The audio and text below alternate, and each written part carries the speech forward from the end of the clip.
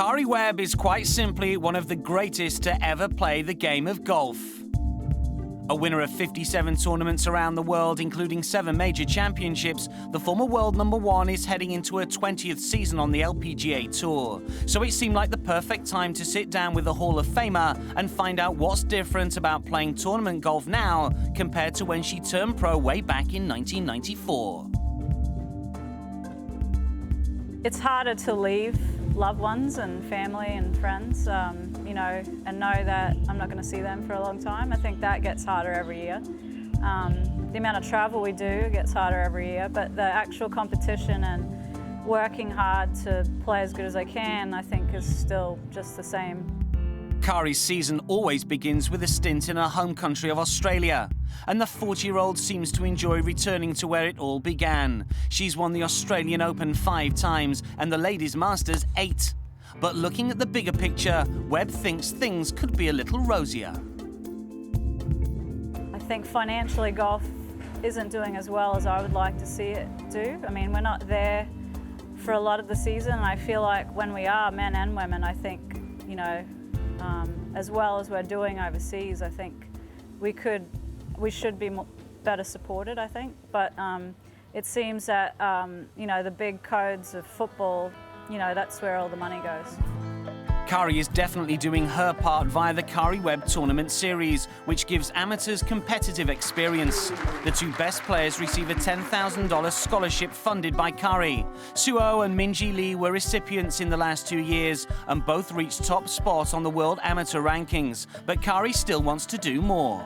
I'd like to, work on the development, especially of women's golf in Australia. And I think, if we start producing more and more top players, I think that's always going to help a company decide that they want to be involved in golf.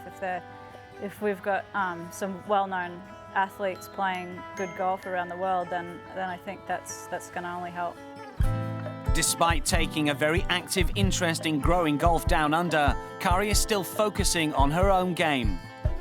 She won twice on the LPGA last year, and there's also one final achievement she'd like to add to an already stellar resume: being a member of the Australian Olympic team. A lot of people just count me in for the Olympics, and I don't think I get in on past achievements. I think I've still got to play very well the next 18 months to cement my position in the team. So I think, I'm not taking anything for granted there. I think that's why I worked really hard this off-season. I don't necessarily think I would be if I didn't have that, that long-term goal of playing in the Olympics, because I don't think about the Olympics every day, but it drives me to keep working hard and playing well for at least the next 2 years. Golf makes its long-awaited return to the Olympics next year with a 4-round stroke play event. The top 15 in the world automatically qualify, and Webb is currently 9th on the Rolex rankings. It's clear Karrie has already put plenty of thought into what the week in Rio will be like.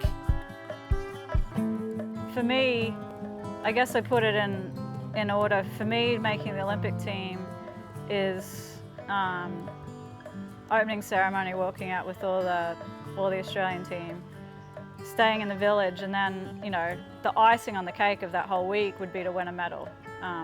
But if that doesn't happen, I think it's just the greatest experience to be a part of that. And we don't really interact a lot with a lot of the other athletes from Australia even, and for me it'd be great to get to know a lot of them and then be able to go on and watch the rest of their careers.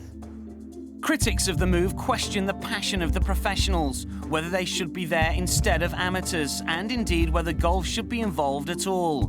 Karrie is obviously all in favour of the move and believes you don't have to travel too far away from golf on the sporting spectrum to see why it will be a success. Until it actually happens and we experience what it's like to be a part of the Olympics, I don't know if we're going to know how much it means to us to win a medal. I think even talk to the tennis players, Roger Federer, Rafael Nadal, Serena Williams, they hold their Olympic gold medals up there with their Grand Slam tournaments. Karrie certainly shares the same sentiments as those tennis legends. In fact, she freely admits there's no chance of her maintaining any sort of composure should the ultimate dream be realized and she's standing on the podium in 18 months' time wearing a gold medal. I cry now when I hear the national anthem, so yeah, if I was to win the gold medal, I'm already getting emotional thinking about it.